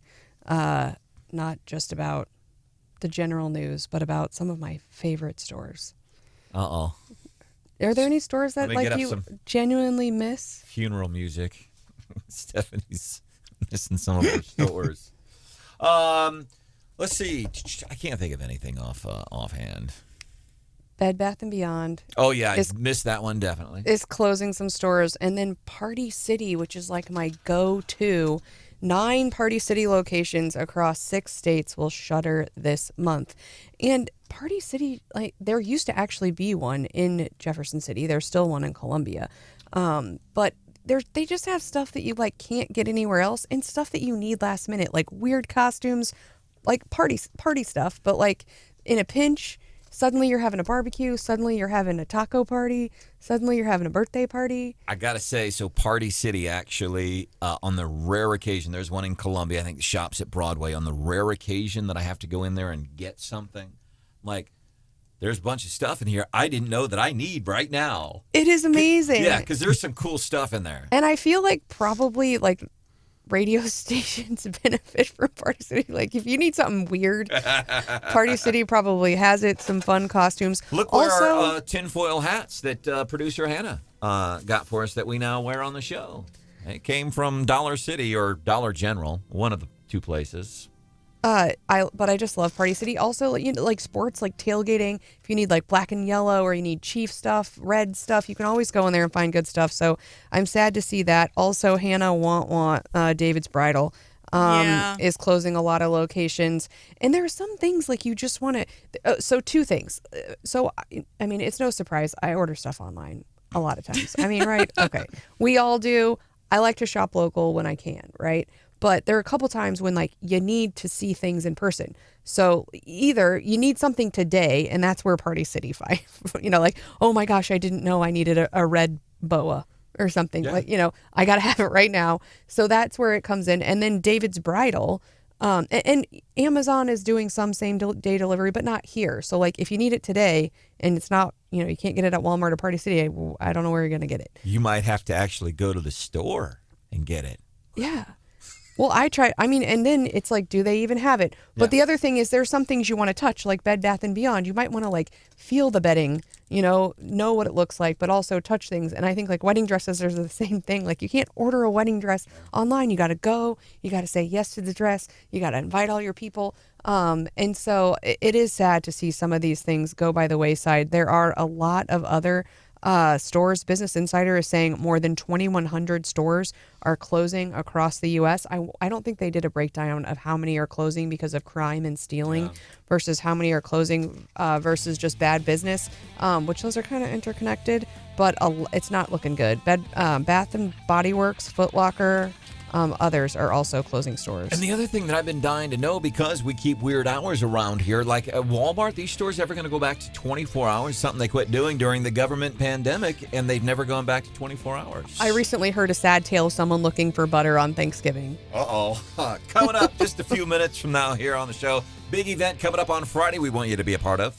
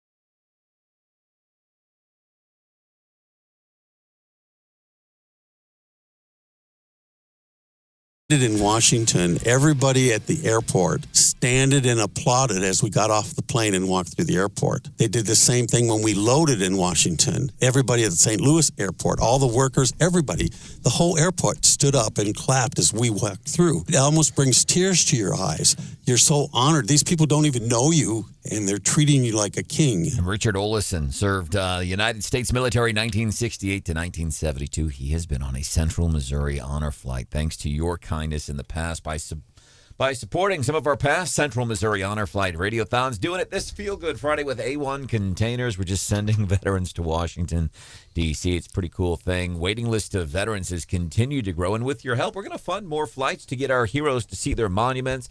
This year, as a matter of fact, $300 donation gets you an official Central Missouri honor flight radiothon t-shirt thanks to Extreme Body and Paint. We're building the wall of honor with pro pumping and hydrojetting. Check out the website, 939theeagle.com.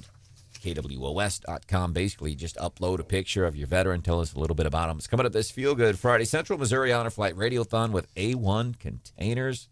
Also, getting some help from Graff & Sons. Downtown Appliance and Helium. Welcome into the show. It's Wake Up Mid-Missouri. There's Stephanie Bell. Good morning. Mr. Brian Hausworth is here. It's good to see you. Good to see everybody. There's John Marsh. Producer Hannah. Hello. My name is Branden Rathert. Trey Faucheux. With Mizzou College Republicans. He's been hanging out with us, too. Good morning. Glad you could be here. So the big event Friday, Central Missouri Honor Flight Radiothon. It's an opportunity for you to help. You can call in. You can hear stories from these veterans. The other thing you can do is you can donate, help send a veteran to Washington, D.C. Big thing last night, city council meetings in Jefferson City. Spoke with Mayor Ron Fitzwater via text a little bit earlier this morning. He said, yeah, we had the bird thing. We've been talking about that.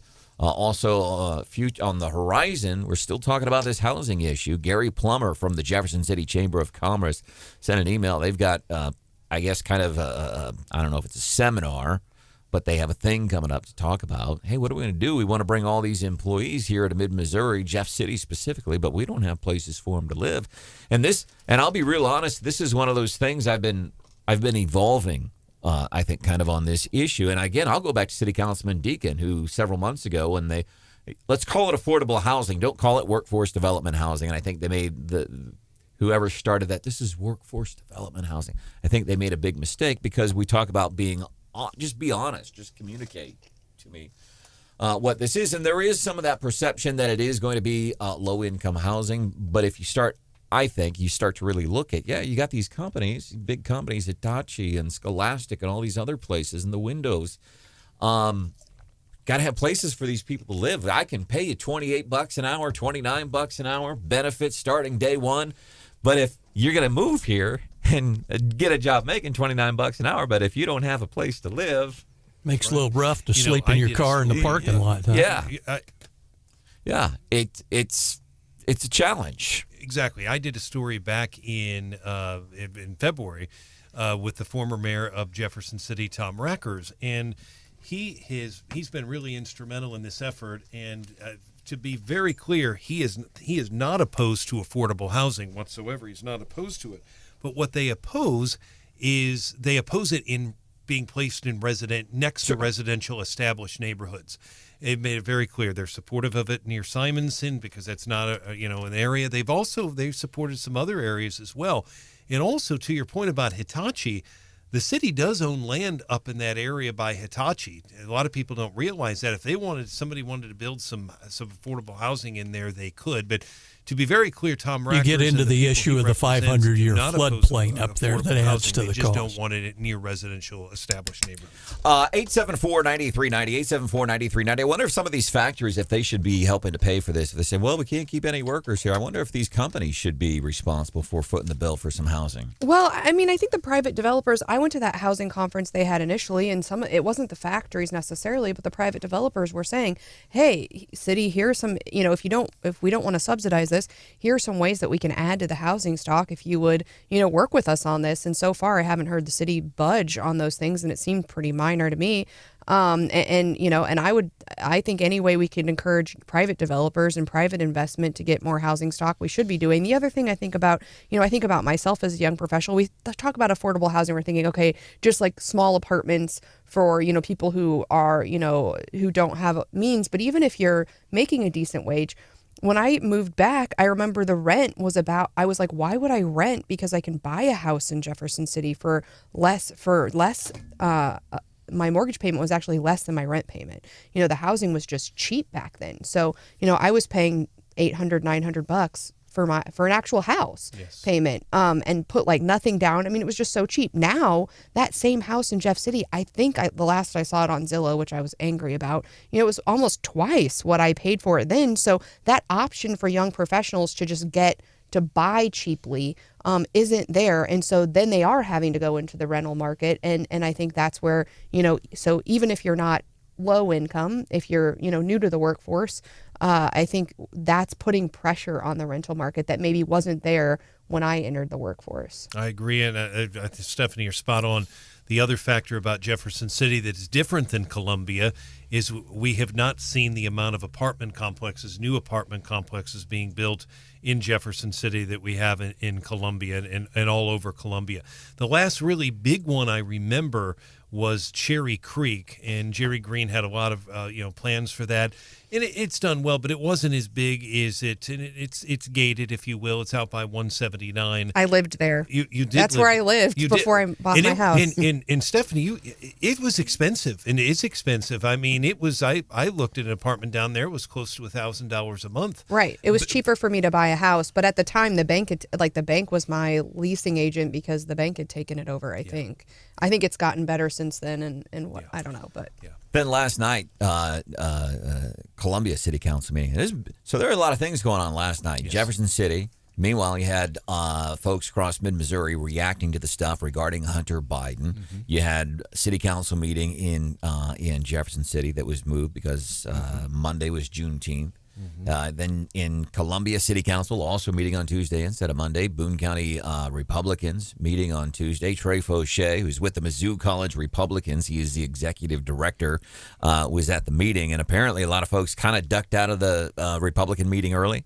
Yeah, I mean, we all wanted to get over to the city council meeting to hear Randy Minshew's presentation, as Brian was kind enough to mention earlier on the news update. Yeah, Randy Minshew ran for mayor last year and did pretty well in Columbia. He lost by 800 votes, I think it was, something like that, for a conservative candidate. That was a strong run. In a progressive college city.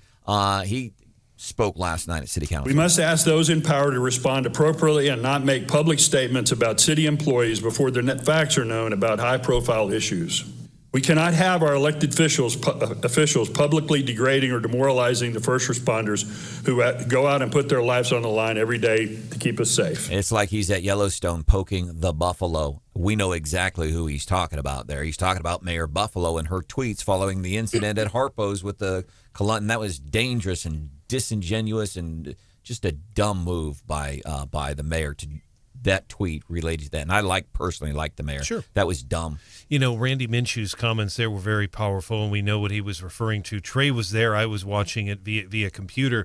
But for whatever reason, Mayor Buffalo was not in the dais. At the dais when Randy Minshew and a couple others were speaking, she came just a little bit later. Maybe she had another meeting. But Mayor Pro Tem Andrea Weiner was actually in the dais there presiding, at least for the beginning.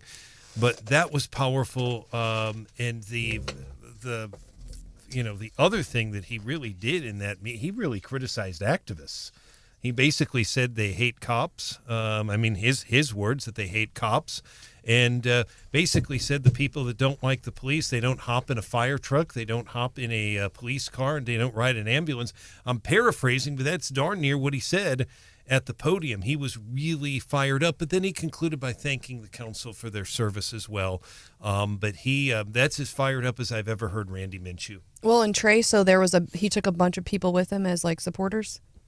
So I personally was not present, unfortunately, at the meeting. I had another meeting I was going to. But no, we had the Boone County Republicans meets once a month. And after the first half of the meeting, you had a whole bunch of people who really wanted to get over to the city council meeting and support Randy and his efforts. Nice. Well, in contrast, we had a nice presentation last night at the Ashland Board of Aldermen meeting. Representative Cherie Tolson-Reich showed up and said she likes to visit all of her cities in her district in the month of June, just let them ask questions about session. She brought a couple pieces of trash that she picked up. She's a big big on litter, so she had picked up some trash there in our fine city, and said, this is a service that I have been offering since while I'm elected, but even before that. Said she, regularly calls MoDOT about different issues and street lights and things that she sees, is keeping a close eye on the city. She also had done her research and had pulled the unclaimed property reports for all of us and the city staff, and said she's kind of the unclaimed property ambassador. Awesome. But it was wonderful to have her there and just connecting. And, we had a lot of people there at the meeting and just reintroducing herself and saying, hey, if you ever have a problem, I'm here.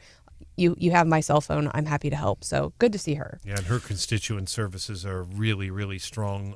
She was involved. I think, I don't know if she brought it up, but she told me that when they cleaned up that homeless camp, that they found a couple of hundred shopping carts up there. The people that were involved. So that's another thing that she's been keeping a close eye on. And the other big thing, and this is getting everybody, and I think John did a great job in pointing out, city-owned utility for Columbia rates going up. Basically, typical customer, $200 a month, basically the estimates.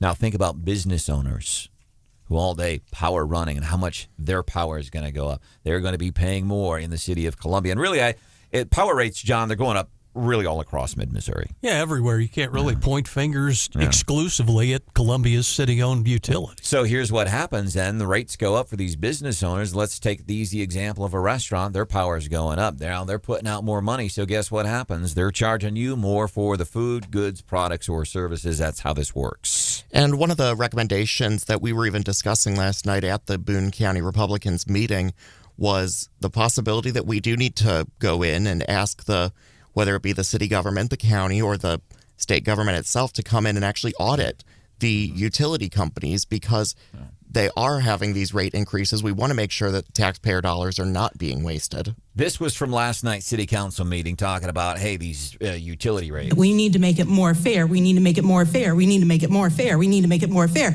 There are so many times that he kept saying the words more fair. So she's talking about being fair, the utility rates. Is that person, does she sound familiar? It was Chris Jones. Very privileged. It's the same she's back. She went, back. Her. Yeah, That's very privileged I will and say very tone deaf. So she's the same one, very privileged, but she's all about... We need to make it more fair. We need to make it more fair. We need to... That sounds awfully privileged and tone deaf, Chris Jones. Well, her speech last night and presentation was, she did emphasize fairness, obviously, as you played. It was more, what was unusual about last night is you had the Race Matters friends and her and, other people like Shameen Schwach and other progressives, and then business owners, conservatives. They were all on the same page. Yeah. They were all in opposition to the Columbia Water and Light Department, so that one was a little bit more well received. Only 5 people last night did not like the idea of increased rates, and all 5 of those people happened to be sitting on the city council and voted in favor.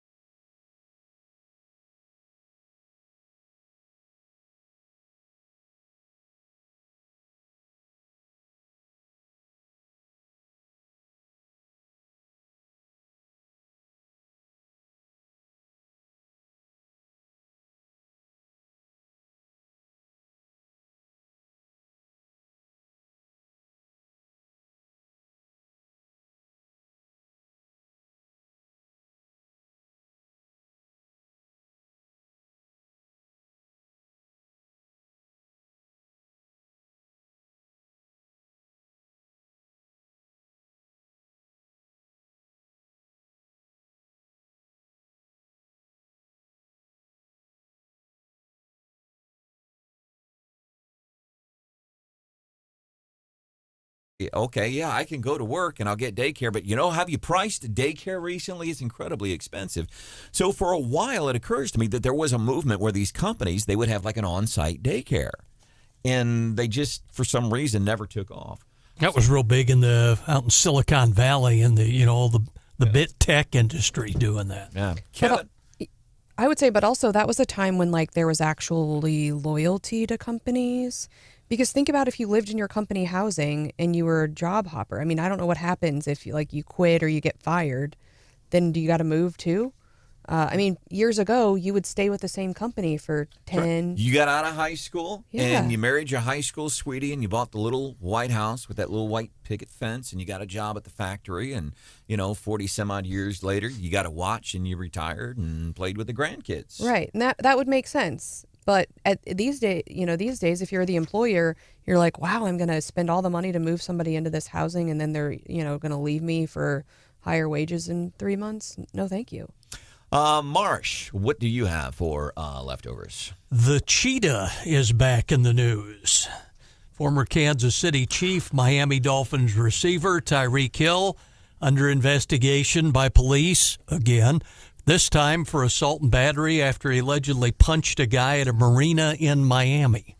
Jeez. And I wonder, because he never really had any issues here in Kansas City, but I always thought Kansas City obviously stacked deep with talent, but kind of quick to say, yeah, you go ahead, you go play in Miami. I wonder if Kansas City had known potentially, maybe, these are just allegations, if they had potentially known that maybe there were some behavioral issues with this. He had that deal where didn't his little toddler son end up with a broken arm and they didn't prosecute because they didn't have enough evidence? So that was during his stay in Kansas City. That was him. I thought that was the other one who ended up going and playing for Cleveland. I thought it was somebody else. No, wasn't a honey badger. Well, we've heard today that we might be seeing abortion on the 2024 ballot. The Judge Beadham ruled yesterday that the Attorney General needs to go ahead and approve the fiscal note summary for these 11 abortion initiatives. Whether or not, they'll be able to collect the signatures and it'll get on the ballot still remains to be seen, but we're also seeing some activity on a labor initiative petition. There's been some funding. They filed many initiative petitions. Some of the ones that are approved or that are in the hopper, there's requirements for paid sick leave. There's potentially higher minimum wage. So as we're looking at how that ballot in 2024 might shape up, some big news the last couple days. Democrats starting to get excited about this dude for president, RFK Jr., and there's been some conservative talking heads, including Steve Bannon talking about him, Charlie Hurt, and News Nation is doing a town hall with RFK Jr. Interesting. My dad's favorite show, Gary Nolan's coming up next. See ya. Bye.